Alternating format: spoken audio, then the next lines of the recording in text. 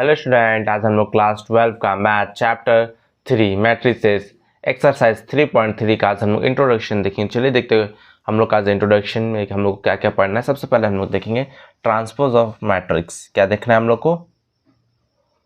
Transpose of matrix. इसमें हम लोग क्या करते हैं? हम लोग चेंज करते हैं रो को और कॉलम को। ठीक है, तो यहाँ पे लिख देते हैं interchanging row and column of matrix. Transpose हम लोग क्या करते हैं? कॉलम और रो को चेंज करते हैं। जैसे कि हम लोग का ए है, तो इसका अगर हम लोग ट्रांसपोज कर देंगे तो क्या हो जाएगा? हम लोग का ये ए डैश हो जाएगा। क्या हो जाएगा? ए डैश। अगर हम लोग का ए डैश है, जिससे हम लोग ए डैश है, अगर इसका हम लोग और एक बार क्या कर देंगे? ट्रांसपोज कर देंगे।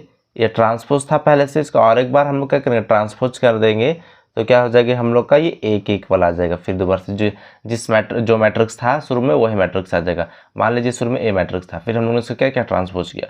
ट्रांसपोज करने के बाद फिर हम लोगों को और एक बार ट्रांसपोज करना पड़ा, तो ये दोबारा ए मैट्रिक्स बन जाएगा। एग्जाम्पल के लिए आप देख सकते हैं। एग्जाम्पल के लिए हम लोग एक मैट्रिक्स ले लेते ए। अब यहाँ पे हम लोग ऐसे कर देते हैं 1 2 3 4 5 6।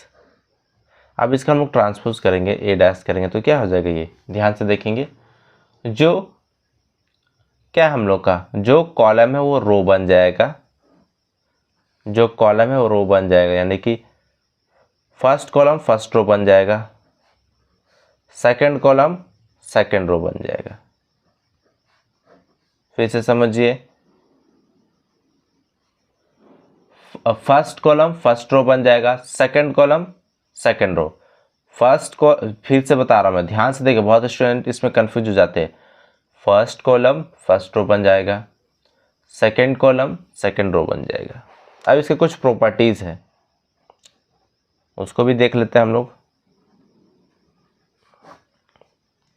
जैसे हम लोग का क्या रहेगा?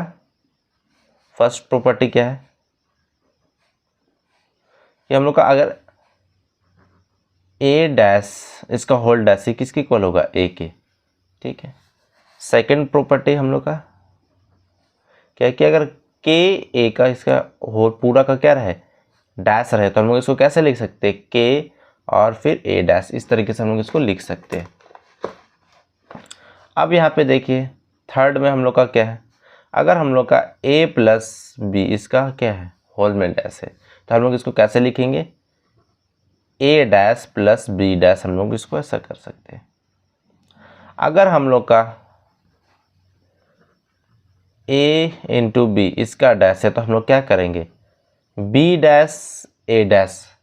देखिए याद रखिएगा, ए बी डैश है तो बी डैश पहले बी डैश फिर ए डैश है ना। यहाँ कंफ्यूज मत होइएगा, ध्यान दीजिएगा। ये नहीं कि ए डैश फिर बी डैश कर दे, पहले बी डैश फिर ए डैश।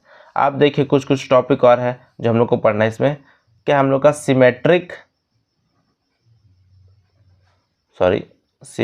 सी होगा, सिमेट्रिक मैट्रिक्स।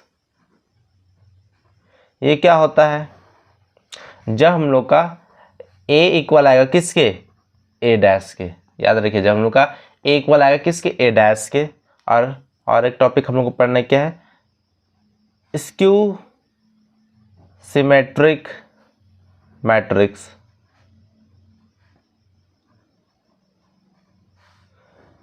ये क्या होगा? जब हम लोग का ए इक्वल नहीं होगा किसके? ए डैश के। मतलब जैसे कि हम लोग ने यहाँ पे क्या किया था, देखिए हम लोग का सिमेट्रिक मैट्रिक्स क्या होगा? जैसे कि हम लोग का ये है, ये हम लोग ने इसको क्या चेंज किया, तो ये इसमें कोई भी चीज़ नहीं आता, जो ए किसके इक्वल आ जाता है? ए डैश के इक्वल आ जाता, तब हम लोग उसको क्या कहते हैं? सिमेट्रिक मैट्रिक्स कहते हैं। और अगर हम लोग का जैसे कि इसमें अलग अलग आ गया, हम लोग का ए इक्वल नहीं किसके? ए डैश के, तो हम लोग को क्या हो जाएगा? हम लोग के स्क्यू सिमेट्रिक मैट्रिक्स हो जाएगा। तो हम लोग को इतना हम लोग को इंट्रोडक्शन में देखना है। तो चलिए अब बाकी हम लोग क्या करेंगे? क्वेश्चन को सॉल्व करेंगे, तब आपको अगर कोई टॉपिक आएगा तो मैं उसको मैं समझाते हुए चले जाऊँगा। सो स्टूडेंट, वीडियो पसंद आए तो लाइक कीजिए, शेयर कीजिए, कमेंट कीजिए और इस चैनल को सब्सक्राइब कीजिए। Thank you.